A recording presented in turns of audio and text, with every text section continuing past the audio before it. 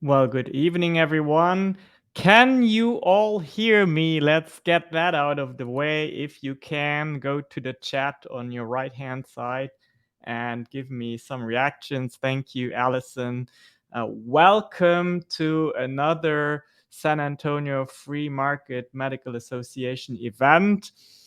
As you can see, we are still very proud and very pumped that we made Best Chapter of the Year for the previous year, being a beacon in the nation really to spread good information.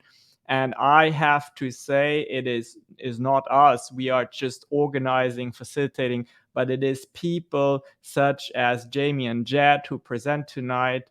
And it is people such as Andrea Ferguson who have become so knowledgeable in moderating a networking table about this topic that it's completely over my head. But yeah, it is you, it is the community, and together we can change this nation and make healthcare more affordable and accessible through information. A little bit of housekeeping. We have on the right-hand side a panel with different options for you to interact. You have, of course, the chat. You discovered that as well. And then there is a Q&A. And I invite you to enter your questions as they come up during the presentation. And then other participants can upvote the questions that they are really interested in so that we can address those first, unless the speakers invite you to interrupt the presentation. We will address the questions at the end. And then very important, at the end, not as in our last meeting, you don't have to leave the event. Even as this main presentation is over, you can go back to the networking tables and maybe with the newly gained information, dive deeper into certain aspects of what you have learned tonight. I would now go and give a little bit of recognition to our sponsors because it is because of them that this is all possible. And I will start with SHANKX Healthcare Marketing, which is my company that is co-run with Andrea, but there are a lot more people part of it. We have about 12 people right now, and we are really focusing on helping healthcare professionals get visible online. And I will just point one program out that I'm very excited about. It is a daily live content prompt on Zoom that we offer at 8 a.m. Central Time, where we discuss a topic that you can present on social media. It takes about half an hour to discuss that, and then we hold you accountable.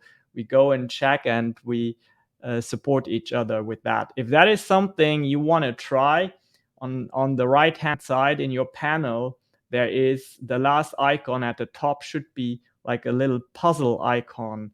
And if you click that, it gives access to a website where you can sign up to try that for $1 for 7 days. And that's it for my company. Next, I will put a highlight on our Eagle Care Health Solutions sponsor. We have lots of representatives of them within this meeting. So they're great people, and I will show 2 videos that we have prepared for them that will let you know a little bit about what they are about. They're short videos, no worries. It's not gonna be very long. So here's the first video for you.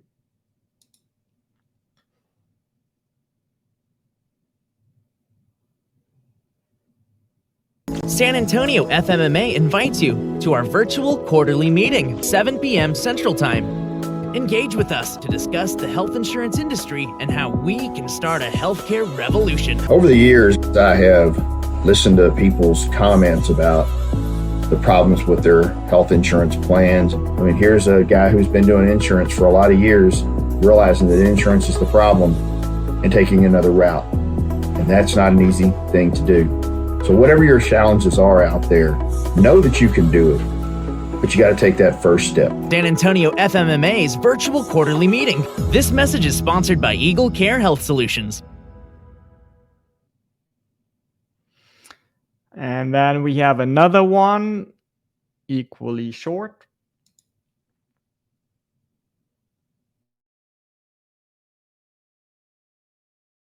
Opportunity to offer your clients cutting-edge healthcare products. Eagle Care Health Solutions is the evolution of access to healthcare. We focus on physical wellness by sharing 100% of the cost of preventative and immunizations for children. Our membership includes zero-cost mental wellness. We offer RX sharing of over 400 generic medications at either a $5 or $15 copay. Looking for enhanced telemedicine access? We got it, including dermatology. Eagle Care now offers zero-cost ground and air ambulance through our partnership with MASA. So what's in it for you? By partnering with Eagle Care, you'll enjoy excellent compensation and unique bonus programs. We supply our broker partners with all the tools they need to successfully market and enroll members. We offer continuing education on changes in the marketplace. Become an Eagle Care Health Solutions broker partner today. Schedule your broker intro meeting at eaglecarehealth.com/broker. As I mentioned, lots of representatives within this meeting, so definitely make sure you reach out and talk to Callie and Callie. And next is DirectMed Clinic, which is tonight represented by Deborah Maldonado, who is the Chief Administrative Officer of DirectMed Clinic. But the founder of DirectMed Clinic is none other than Dr. Roger Mochigamba. He is also the co-founder of our chapter, and he was not able to join us tonight, but he does have a message for you.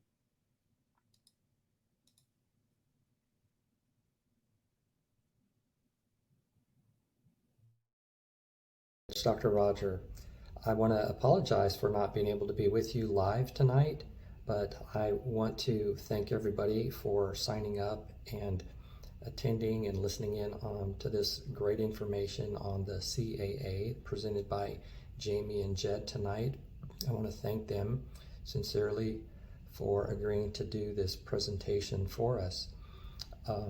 Also want to mention, as I always do, the importance of what we're trying to do in San Antonio with creating a free market in healthcare. It's always our goal to bring together doctors, clinicians, hospitals, and healthcare facilities, and then the folks that pay for healthcare, on the most part, that's employers.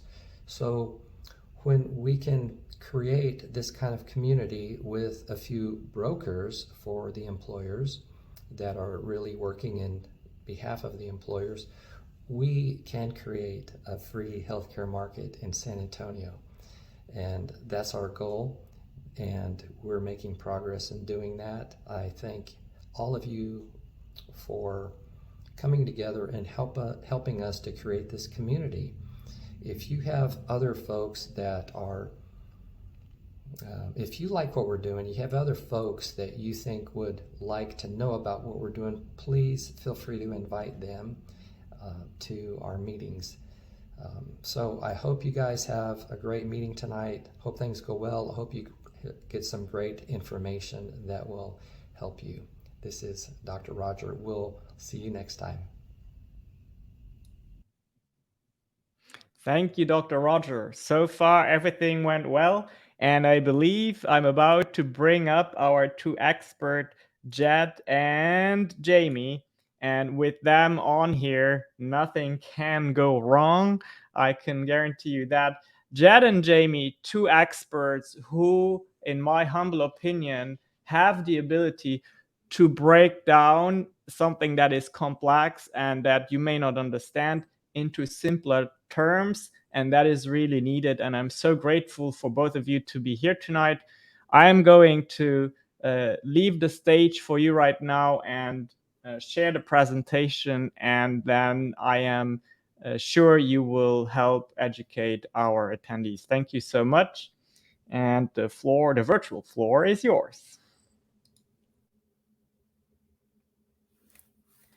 Thank you. We'll wait for the presentation to come up, but we appreciate the opportunity to educate you on something that we think is so important and has been flying under the radar of most employers, but could have significant impact on the marketplace, called the Consolidated Appropriations Act, or the CAA.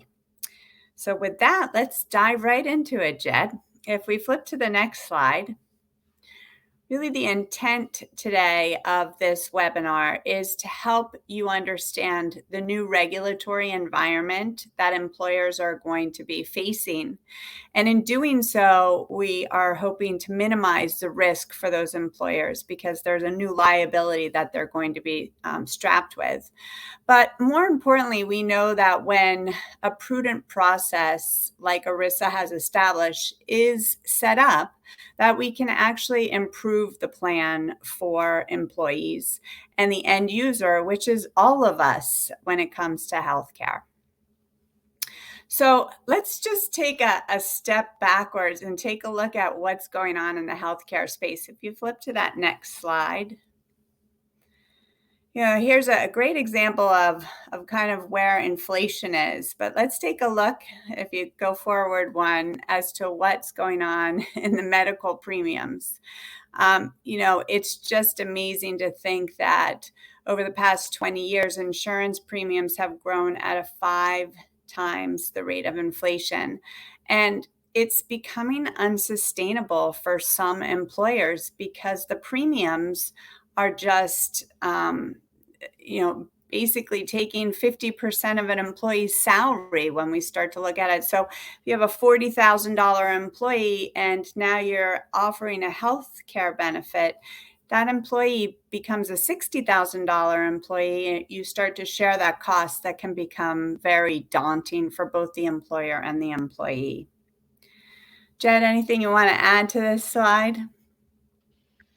No, I think you hit the nail on the head. The challenge is that these costs have climbed at a rate that's just overwhelming employers and employees, and that's just the immediate out-of-pocket baseline cost associated with premiums and premium contributions before you even incur any sort of cost associated with medical care. So it's really become a challenge to keep up with this growth rate. Totally agree.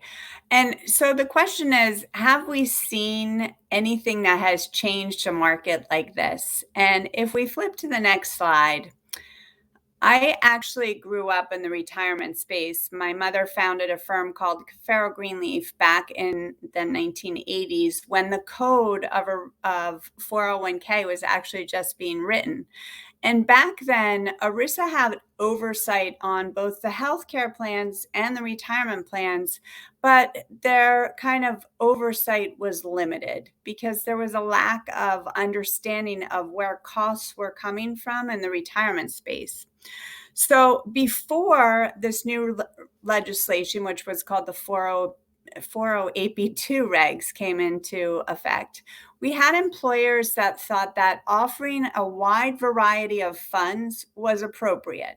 And unfortunately, what happened was that people didn't understand the options available. And so they actually selected a very low paying interest rate fund because it was at the top of the page. The people that educated around the retirement plans were actually commissioned salespeople. So they would go into your facility and they would sit down to talk to you about your retirement plan. And instead of talking about your retirement plan, their job was to sell you ancillary products. So we had an average cost to employees because of lack of transparency that ran anywhere from 2.5 to 3.25 that potentially could have termination fees. And these fees were really eating up returns. So we had low utilization of retirement plans. And the companies were running with liabilities because they had no prudent process on how they were running their retirement program. And unfortunately, the lawsuits were prevalent that equaled casualties for employers in tens of millions of dollars. We had one attorney that actually has recouped over $2+ billion in fees for employees, which is great, but the employers were just trying to offer a plan and ultimately didn't know what they were doing. But if we flip to the next page, when the prudent process was put into place, and flipping to the next slide, we actually saw that employers were able to start to understand that they had duties to reduce the number of funds to an appropriate number, to customize the education and remove the commissioned salespeople. We saw the average cost of plans coming down to less than 0.5%. There was transparency across the market of who you were paying, what you were paying for. We saw higher utilization because plan design became optimized. This ultimately reduced companies' liabilities because they could prove that they adhered to a prudent process and documented it. We had much better plan design. And what we saw is the average account balance for employees and their employer-sponsored retirement plans accelerated. And employees were actually able to retire on their own terms. So while we're going to talk about a transition today that may feel daunting to an employer, we know that when a prudent process is established, that we can have significant impact on the population. So let's talk about what's changing. If we flip to that next slide. So, Jed, we talk about this all the time. There's 3 pieces of legislation that I always say are putting the big F in fiduciary. As I said, ERISA has always covered health and welfare and retirement programs, but yet the active kind of penalties have been on the retirement side because there's been total lack of transparency in the healthcare space. Although in the last 9 months, there's been more activity in the DOL around healthcare than they have had in the last decade. But the 3 pieces, which you may or may not be aware of, is the hospital transparency regulation that requires hospitals to provide the ability for a patient to understand what their care is going to cost them and their procedure is going to cost them prior to going into the hospital, and give them the ability to shop. I read an article today that said that 14% of the hospitals are compliant with this regulation, and it was enacted January 1st of 2021. The Consolidated Appropriations Act, or the CAA, is what we're going to spend time on today. But this is really providing the employers with the ability to understand what their costs are around healthcare so that they have insight into what's going on in their plan. And the transparency and coverage, which is going to provide additional consumerism to employees by having the employer provide a tool that allows an employee to understand that cost of care can be different across different providers, and give them the ability to shop, much like we do with Amazon. And that's going to hit employers significantly starting in 1/1/2023. Jed, anything else you can add to the big F in fiduciary? Yeah, I like this slide because it illustrates that the requirements established under the CAA are not a lone piece of legislation. And for the naysayers out there that we run into that think that these particular requirements are never really going to change the market or come to fruition or be enforced by the Department of Labor or HHS or the IRS, et cetera. I think it's important to note that there are multiple pieces of legislation and regulation together. They demonstrate a real legislative will to make change in the market. The conflicts of interest that have been present for decades at this point are really being rooted out through this push towards transparency. And I think that regardless of whether or not all of these come to full implementation, enough of them are already in effect, and the DOL is actively looking to make examples of bad actors. So we're going to see some headlines in the not too distant future about enforcement actions and class action lawsuits in the exact same way that we saw things happen in the retirement space. Great points. So let's dig in. If we flip to that next slide, I want to spend some time on the CAA and what we think are the four major components that an employer really needs to focus on. Now, the Consolidated Appropriations Act was a 6,000 plus page piece of legislation that was actually signed into fruition December 27th of 2020. And yet what we've seen is that this is a bipartisan agreement that, hey, these are the things that need to happen. So 4 components of the CAA, which were only about 200 pages of that 6,000 page legislation. The first was, as I said, ERISA's always had oversight in the healthcare space and the retirement space, but has really not penalized employers for not fulfilling their fiduciary duties in the healthcare space because there's been lack of transparency. So the first thing that the CAA does is require that employers remove all gag clauses from their service providers' contracts. These could be clauses that prohibit the employer from accessing their data to determine if what they're doing is in the best interest of their participants. So benchmarking, for example, or utilizing their data to be able to build shopping tools, or if they leave the provider, not being able to access their data any longer. All gag clauses must be removed from service providers' contracts. These could be TPAs, they could be carriers, they could be brokers, they could be PBMs.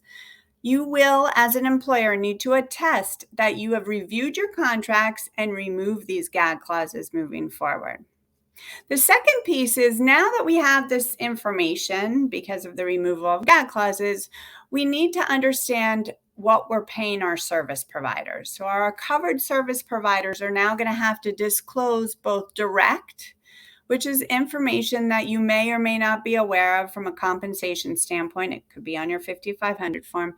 And indirect compensation. Well, what the heck is indirect compensation? Indirect compensation could be things like retention bonuses or new business bonuses or overrides. These are things that as employers you may not be aware of that you're paying for and now need to be disclosed by the service providers.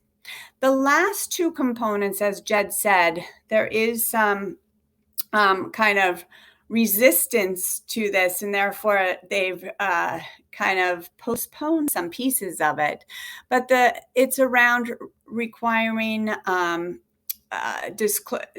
reporting disclosures around your pharmacy and prescription drugs, which has been, from the standpoint of requirements, has been postponed and delayed from an enforcement standpoint, but they are requiring that you're able to produce this for 2020, plan year 2020, 2021, 2022, and going forward. And these are hefty requirements. And last but not least is your parity in substance abuse and mental health benefits. And although there was an act passed in 2008 to help kind of shed light around mental parity, we really have found that most employers haven't done anything around it. And in 2021, the Department of Labor actually did an analysis. They went out and audited close to 100 plans across the country of different sizes around this parity in substance abuse and mental health benefits, and found that 100% of employers were out of compliance with the CAA. So very easy pickings. So those are the 4 components that we're going to focus on today. If we flip to the next page, let's kind of dive into them. So as we said, the first thing was to increase transparency by removing the gag clauses on price and quality information. And I think in our roundtable, we talked about quality being an important component of this as well. And these gag clauses are things that most employers are unaware of that they have in their contract. But it's anything that says proprietary. That's usually how you can flag a gag clause. So you have to go back and remove these from your service provider's contracts. Jed, any things that you're seeing that our employers are doing around removal of gag clauses? I think it's good to note that, every self-funded plan that we've reviewed has still had gag clauses in their contract. TPAs and networks generally are not removing these clauses out of the goodness of their heart. They are waiting for the employers to demand that they do so. There are very few good actors out there, including one coalition that we worked with in Ohio, where they had proactively prepared a rider that just removed all of the language, overrode all of the language in order to make their contract compliant with the CAA. But these clauses are prevalent in self-funded contracts and self-funded plans. So I think it's really important to note that they need to be reviewed and removed. And you've said this before, Jaime. I think it reflects on the industry the idea that legislators actually had to pass a law calling these things what they are, gag clauses, and requiring that they're removed. It just indicates the level of conflict of interest that this industry has dealt with for years. Great points. So let's flip to the next slide. So the next piece, and again, you're going to have to attest that you've removed gag clauses. Just so you know, there's going to be an attestation form that's going to be completed by an employer saying they've removed gag clauses. So, first part of the fiduciary process is having access to your data. So it's a good idea to remove these gag clauses just to fulfill your fiduciary duties. But the next piece is disclosure of direct and indirect compensation for brokers and consultants to employer-sponsored health plans. Now, keep in mind, a broker and consultant is not necessarily just the typical broker and consultant. It actually is wide, it's broad.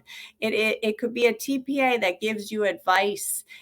Anybody that's helping to influence your plan design or plan implementation is considered a consultant or broker and does need to disclose how they get paid and who pays them.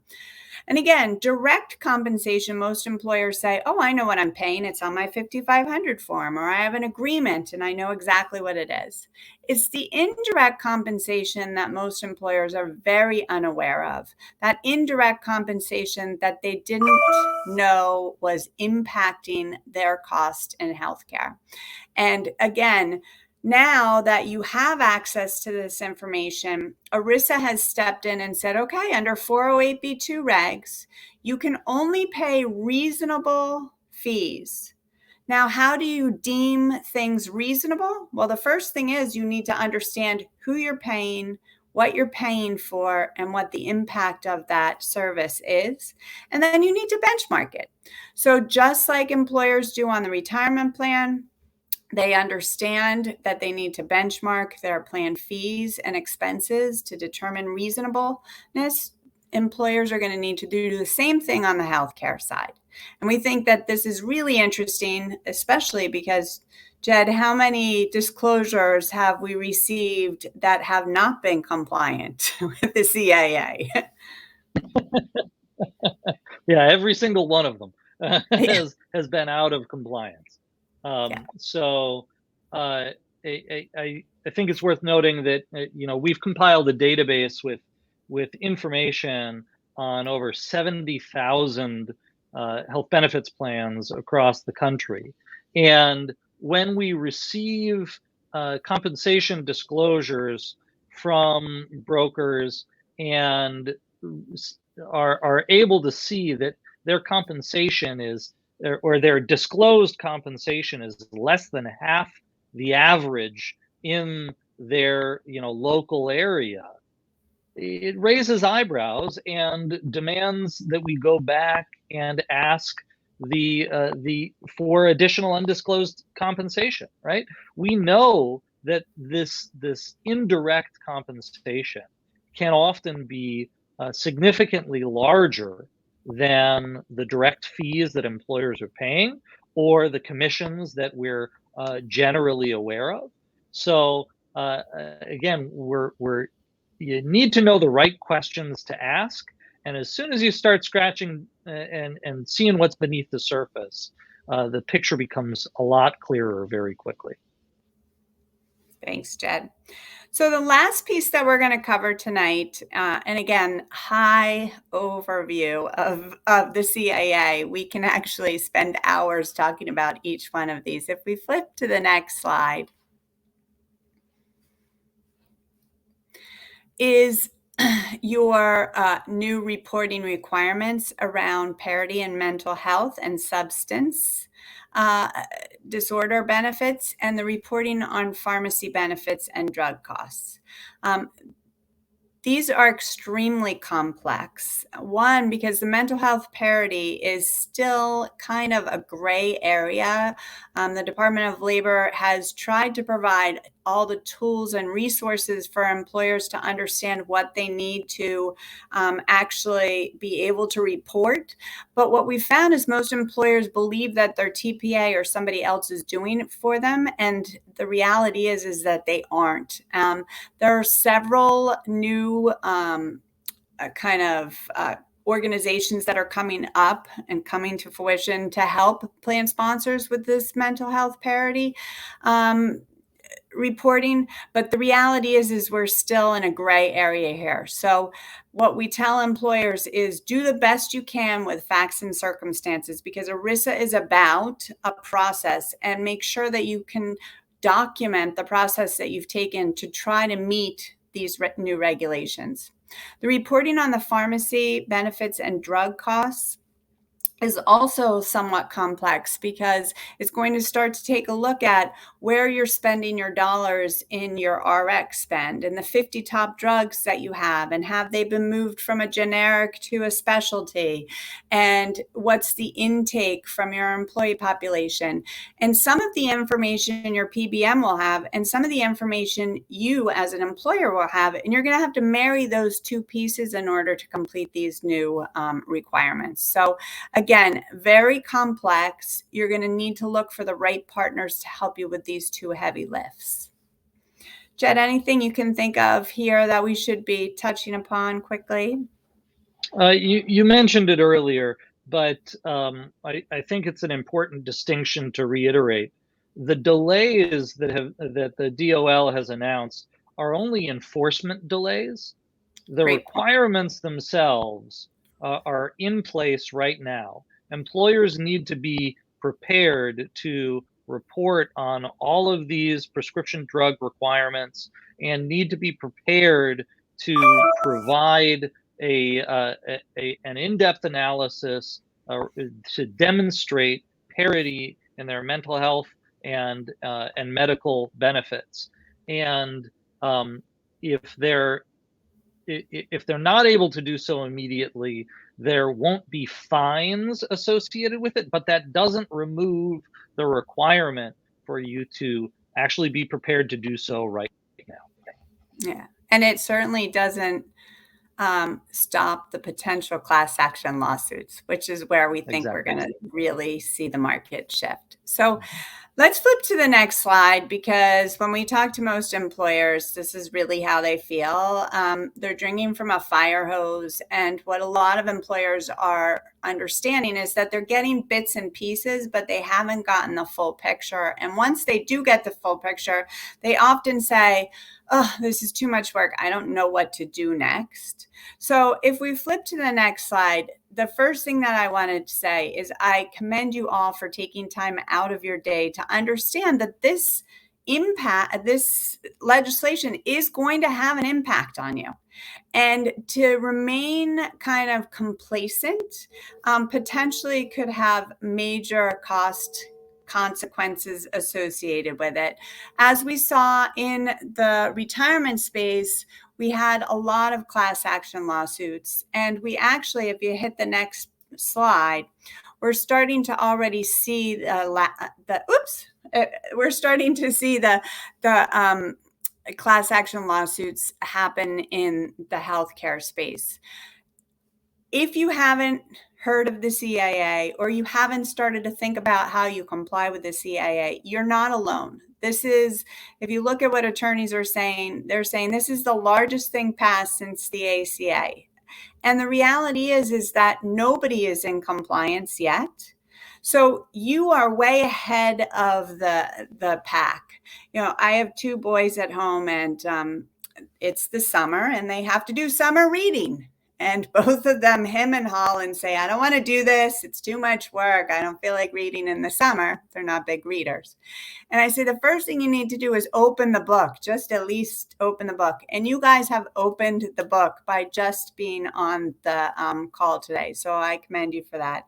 But we're going to give you some action items that you can take home today and implement to get you started on more than just opening the book, but reading chapter 1. So if we flip to the next page. So what should plan sponsors do today? The first thing you need to do is acknowledge that you are a fiduciary on your plan. And in doing so, you need to establish a fiduciary process. So acknowledgement is the first step to helping you and your employees with the new legislation. In the process, you may form a fiduciary committee. You want to understand where the conflicts are, how people get paid by whom, and how they benefit you. I want to encourage you all to gather all of your documentation, review your contracts, and make sure that those contracts have removed the gag clauses or have some language in there that kind of annuls that when new legislation is passed, so that they're compliant with ERISA. And then last but not least, one of the other things you're going to have to attest to this year is that you have received your broker's compensation data. And we would encourage you to have an expert review it to ensure that it's compliant. But next, you have to understand if it is reasonable and how can you document and deem it reasonable. ERISA doesn't say you have to be with the cheapest. And it doesn't say you can't be with the most expensive, but you have to have a reason for why you're paying the fees you are. So you want to make sure that you benchmark those fees and understand that, hey, we may be paying more, because our consultant or broker is doing more and the impact we're having is significant. So benchmarking is extremely important. So Jed, I don't know if you have anything else to add, but with that, we'll close it out. No, I think you covered it, Jaime. Great job. Great. So we welcome any questions you might have and happy to take them offline at a later date as well, but appreciate the opportunity to speak with you today.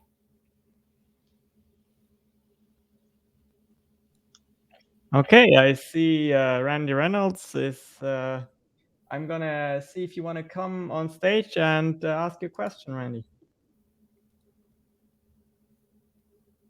You unmute me? Yep, you are unmuted. Okay, I was typing it, but that's okay.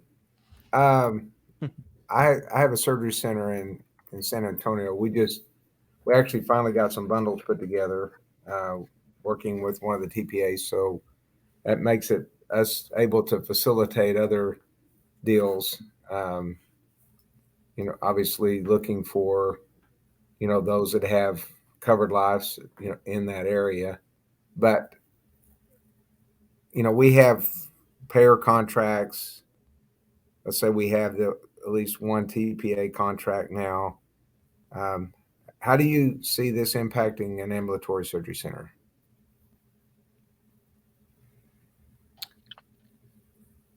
As an employer or as a service provider, as a care provider? Well, I would be a surgery center. So I guess this particular act, I mean, I'm not seeing where anything we're doing would be impacted by this, but maybe I missed something. I think the impact really is as an employer. And the ERISA requirements that are now being applied and extended to you as a health plan sponsor for your employees, and the fiduciary responsibilities that you'll now have to take on.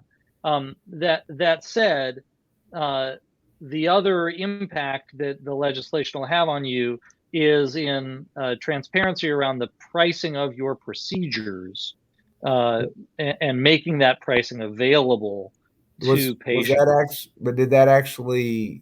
I know it affects the hospitals, but I'm not sure it went to the ASC level. So the hospital price transparency rules, you're right. I believe they do not extend to ambulatory centers, but through the TPAs, they will be obligated to provide pricing information, and employers, through the transparency and coverage regs, will be obligated to provide that pricing information so that individual participants will be able to comparison shop for medical procedures, and they'll be able to compare, the price for a procedure at your facility versus the hospital down the road, versus some other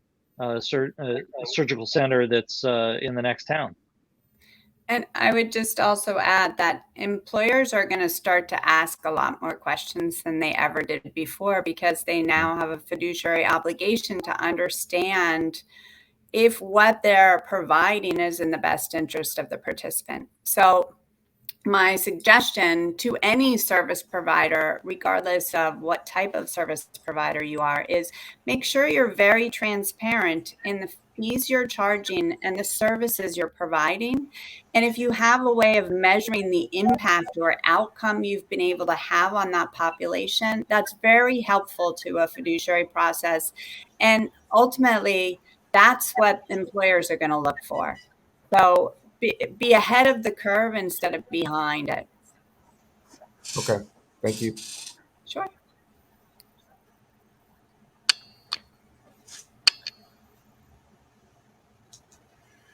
Hey, very good information, you guys. Certainly appreciate y'all updating on this. One of the things I think we see in the marketplace, it's pretty common right now, is even though these price transparency rules are there, hospitals have not followed that. They put up the wall and said, hey, we'd rather pay whatever penalty there might be before we put that out there. So much so that I read a very interesting article today about 5 hospitals in Indiana that just stopped doing business with employer groups because the employer groups were trying to beat them up to get better price transparency. And they just said, well, here's what we'll do. We just won't even do business with you. Yeah. That's insanity. And I mean, that's a pushback of monumental force there. I mean, what's going to change their minds? Because it's got to, right? The changes, like you guys said, the rules are there. The act is there. The laws are there to make them to conform to it. But they clearly are not interested in doing so. What's going to make them change their mind? So that's a fantastic question, and I wish I had a very simple answer for you. But what we did see is that there have been 2 hospitals fined in Georgia for lack of providing transparency. And so penalties have been assessed, and I don't recall the exact amount, Jed, but it was significant. But what is going to impact the market is that if an employer is out of compliance with these regulations, the penalties are significant. It's $100 a day per covered person, which means that if you have 200 employees, but you're covering 250 lives, you're getting a fine $100 a day per the 250 lives. So what we think is going to happen is that employers are going to start to push in large groups, almost like class action groups, to create reform and change. Is it going to happen tomorrow?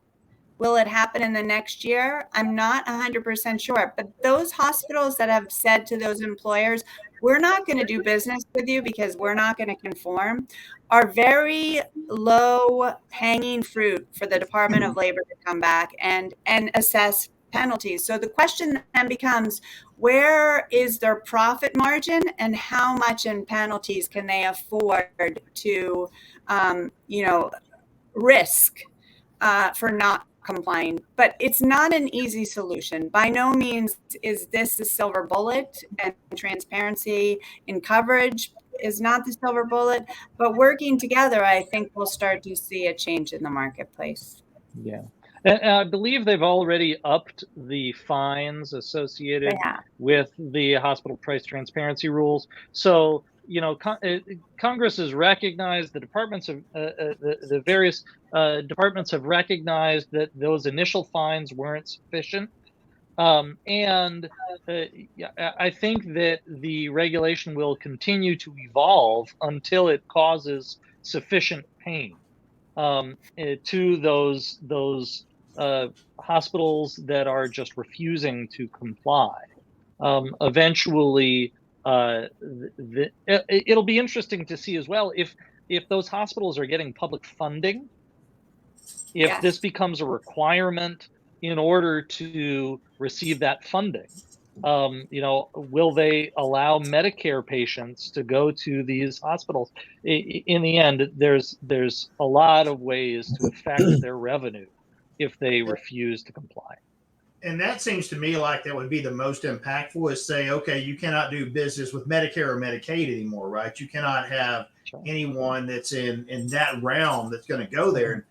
I mean, we know that they don't get paid the very most because of that, but they certainly probably have the most patients because of that. And that's what it's all about, is making sure the beds are transparent in those facilities. So more than the fines, I mean, I know the fines could get to a certain point where that will make an impact, but I think more than the fines, limiting who can be there based on government programs would most likely be the straw that broke the camel's back, as it were. Yeah, it's absolutely going to be an evolution, but I think the education is key here to allow employers and employees to understand their rights and their rights to take action when things aren't right.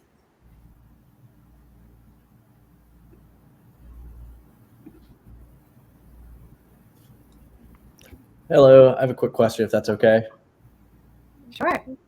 Alrighty, my name is Wes Clance. I'm a direct primary care doc, and I am wondering, does this, simplest part first, does this apply to all insurance plans for employer-based insurance, including self-funded or kind of the classic BUCA plans? And is there a life limit on this? Is it just for larger employers? Are there any restrictions to this at all?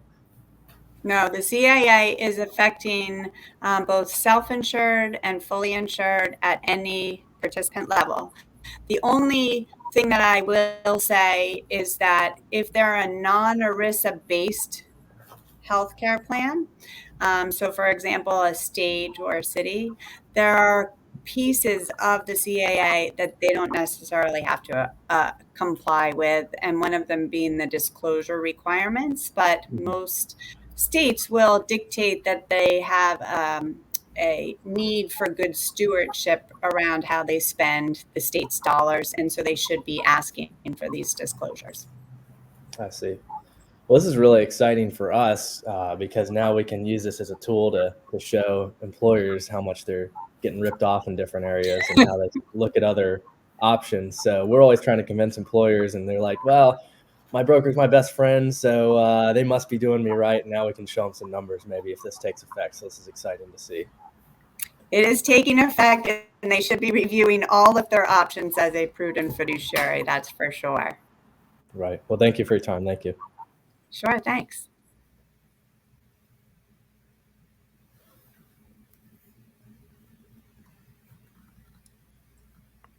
I guess I have one more question. Yeah, this Randy Reynolds. Do you think that the current administration, I know this price transparency was something that was going on before 2020, and I don't think even those that were involved in it really fully understood what they were asking for, but I think their heart was in the right place. But I mean, I can't really see. I mean, the hospital association, which we have some hospital partners at some of our centers, but I know how strong they are. I mean, we try to compete with them, and we don't have much stroke because there's so much money there. Do you foresee? Because I think this particular administration would be more friendly to just letting this slide. I mean, do you think this is actually going to be something that's going to be enforced, or do you see potentially this even just being reversed? You never know, obviously, but the reality is that the healthcare industry has become an unsustainable benefit for employers to offer, and the only way that they're going to start to help employers and employees, kind of with this spend is to continue to push forward. And it is a bipartisan conversation. So I don't think, much to many's dismay, I don't think they're going to reverse this. And we've already started seeing penalties assessed to the hospitals. So. Okay. Well, it just seems like that would be a very high possibility, but I'm hoping it's not. I feel very strongly that it's not going to be reversed because. Yeah. Go ahead, Jed. Go ahead, Jamie. You can finish. We're already seeing movement, and we're already seeing change, and that's exactly why they pushed forward with this, was to change a market that had conflict. Right. And the legislation itself was passed with huge bipartisan support. It's really difficult to argue against transparency in a market that people feel is broken. Mm-hmm. And then beyond that, the Department of Labor in particular is already really in action around enforcement. They haven't had a big splashy headline yet, but they are in process. It's coming. Yeah, and all of the inside track information that we're generating through contacts is that this is real, it's happening, and the legislators don't have an appetite to roll it back just because the administration has changed, or the midterms are coming and there may be a sway in the balance of power. Again, this legislation was passed with huge bipartisan support. What do you think the prices are that they're posting? I mean, do you think it's their cash price, or, I mean, because does it really give any guidance? I mean, you could just throw a number out there, right? You're right. Go ahead, Jed. Yeah, I mean, especially with regards to the machine readable files that TPAs and plans are obligated to be posting now. The upshot is that they're obligated to share both the in-network and out-of-network and cash prices. So the legislation is attempting to get at both the cash price and the negotiated prices, so that people will eventually be able to really understand whether or not their network is negotiating effectively on their behalf. That said, the machine readable files are just that. They're machine readable, not you and me readable.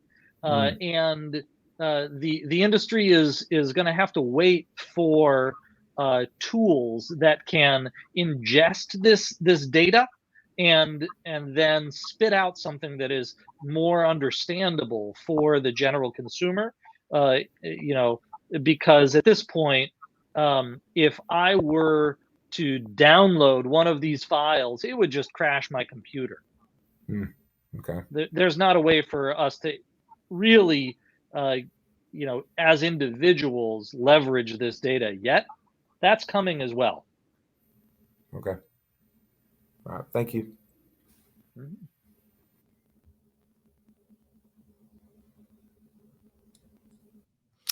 All right, it looks like that takes us towards the end of our session here. Thank you so very much. This was very interesting and I learned so much.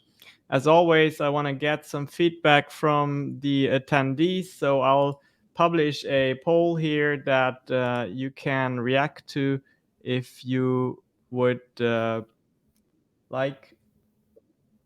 Let me see. It says... Okay, should be visible to everyone now. If you would please give us some feedback. As for the rest, again, a reminder that when the session ends, you can go back to the networking if you desire to chit chat a little bit longer about something here. And if not, I am very appreciative of everybody's time and everybody's support. The San Antonio Free Market Medical Association want to keep being a beacon in this field, and definitely make sure that you subscribe to our newsletter if you have not already, sanantoniofmma.org. Jed and Jaime, how can people work with you if they desire to take it a step further? They can email us. I think our last slide has our email address on it. It's either Jaime or Jed at the number 1 V as in Victor dash A as in Apple.com. Love to continue the conversation at a later date with everybody, and really do appreciate the opportunity to continue to educate the marketplace on the changes that are happening, and make sure that employers are ready for the new world. So thank you so much. Fantastic. Well, with that, I will end the session, and again, hopefully see some of you in the networking area, and if not, have a wonderful evening, everyone. Bye-bye for now. Thank you so much. Bye-bye. Thanks, everyone.